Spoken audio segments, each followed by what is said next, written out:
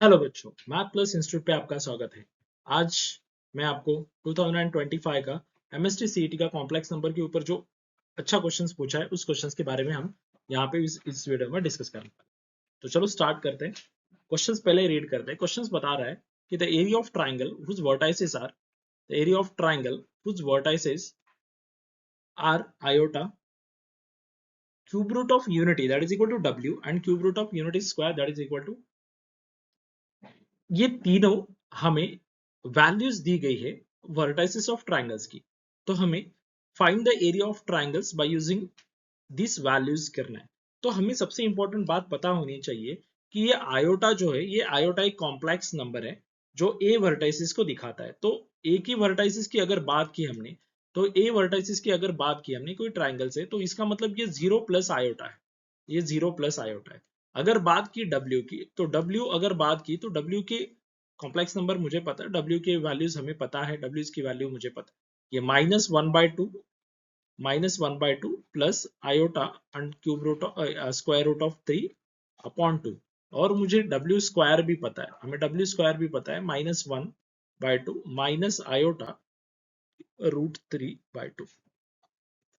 तो इस तीनों का यूज करके हमें एरिया ऑफ ट्राइंगल्स निकालना है। तो वर्टाइस मिले ए बी सी, तो ए के कोऑर्डिनेट्स हमें लिख सकते हैं, हम ए बी सी के कोऑर्डिनेट्स यहाँ पे लिख देते हैं। तो ए के कोऑर्डिनेट्स हमें मिले, तो coordinates of A that is equal to मुझे मिलेगा 0,1, 0,1 मिलता है।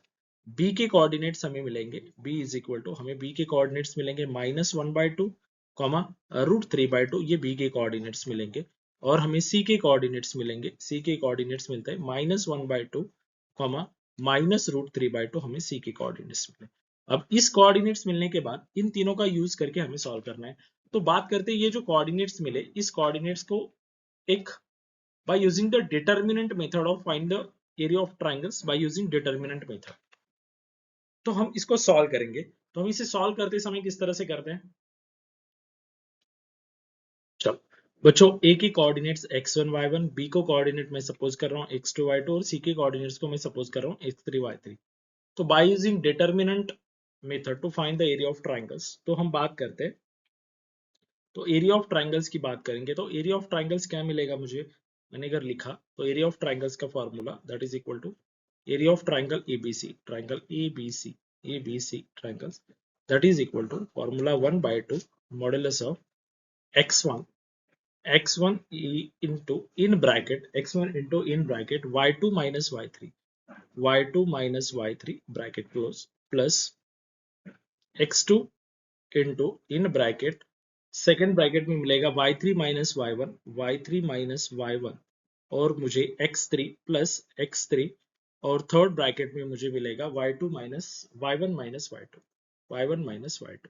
अब मैंने यहाँ पे लिखा, लिखने के बाद हमें क्या करना है, सिर्फ इसमें वैल्यूज पुट करनी है। अच्छी तरह से वैल्यूज देखो और पुट करो। मैंने यहाँ पे लिखा है x1 y1, मैंने यहाँ पे लिखा है, आप अगर देखते तो मैं हाईलाइट कर देता हूँ इसको, और हाईलाइट करेंगे अलग, तो हाईलाइट करने के बाद आपको समझ में आएगा।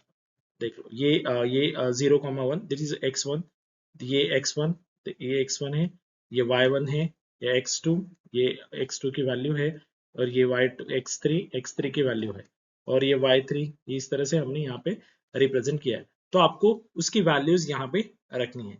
तो आपकी इसकी वैल्यूज किस तरह से रखेंगे, तो वैल्यूज यहाँ पे रखता हूँ मैं, तो मैं यहाँ पे that is equal to 1/2 as it is modulus of x1, तो मुझे पता है x1 0 है, मतलब बाकी सब 0 हो जाएगा, तो मैं 0 प्लस x2, पता है x2 की वैल्यू है -1/2, मैं यहाँ पे लिख देता हूँ -1/2, ब्रैकेट में क्या क्या मिलेगा y3 माइनस y1, y3 कितना है, y3 है हमारा √3/2, यहाँ पे y3 हमारा कितना है, √3/2, -√3/2 माइनस √3/2 माइनस y1 हमारा कितना है, y1 है हमारा 1, y1 कितना है हमारा 1 है, y1 है 1।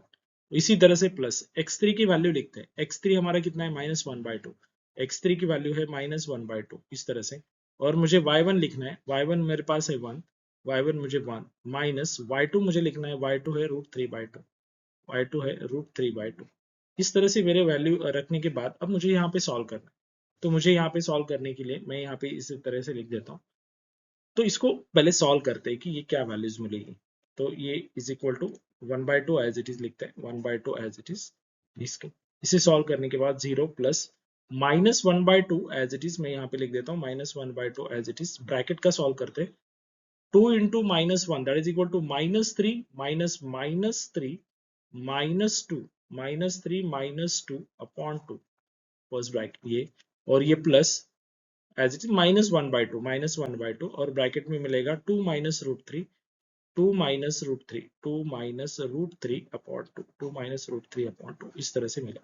इस तरह से मिलने के बाद अब modulus that is equal to, मुझे वो आगे सॉल्व करना है, 1/2 मैं एज इट इज लिख रहा हूँ, 1/2 मैं एज इट इज लिखूंगा। 1/2 लिखने के बाद अब मुझे क्या करना है, मॉडुलस ऑफ, इसकी वैल्यू मिलेगी -1/2 -3, माइनस से अंदर मल्टीप्लाई कर रहा हूँ तो माइनस का मतलब ये √3, ये √3 प्लस 2 अपॉन √3 प्लस 2 अपॉन 4 मिलेगा, क्योंकि -1 इंटू -√3 प्लस √3 और -1 इंटू प्लस 2, इस तरह से मैंने लिखा और 4 मल्टीप्लाई किया।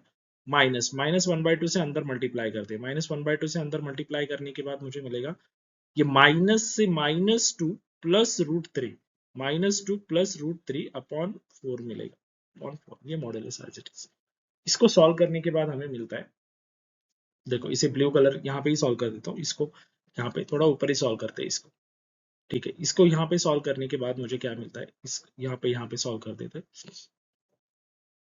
√3 1/2 एज इट इज मैं यहाँ पे लिख देता हूँ, 1/2 as it is, modulus of 1/2 √3, दोनों का 4 है तो √3, ये तो इसकी वैल्यू क्या मिलेगी, इसकी वैल्यू मैं लिख देता हूँ √3 प्लस √3/2 प्लस ये डिनोमिनेटर है -2 और 2 गेट कैंसिल, अगर मैंने दोनों का डिनोमिनेटर सेम है तो मैं डायरेक्टली लिख देता हूँ, ये 2 और ये 2 गेट कैंसिल हो जाएगा, 2 गेट को 2, तो √3 प्लस √3 क्या मिलेगा, 2√3/2 2√3/4 मुझे 4 मिलेगा, 2√3/4 मुझे मिलता है। अब मैं इसे सॉल्व कर देता हूँ, इसे सॉल्व करने के बाद मुझे क्या मिलेगा, ये 2 और 2 गेट कैंसिल, मुझे 1/2 इंटू 2 से मैं 4 को कैंसिल कर रहा हूँ, तो 2 से मैं 4 को, या तो ये 2 और 2, ये तो यहाँ पे लिख देता हूँ 2√3/4, तो 2√3/4 ये 2 गेट कैंसिल हो जाएगा, तो हम यहाँ पे कैंसिल करते हैं इसको, तो ये 2 और ये 2 गेट कैंसिल, तो दैट इज इक्वल टू मिला आंसर मुझे √3/4 इज द फाइनल आंसर। तो इसका एरिया ऑफ ट्राइंगल्स कितना मिला मुझे, √3/4, ऑप्शन नंबर डी। तो मेरा आंसर कितना है, ऑप्शन नंबर डी, √3/4। तो ये मेरा आंसर है ऑप्शन नंबर डी।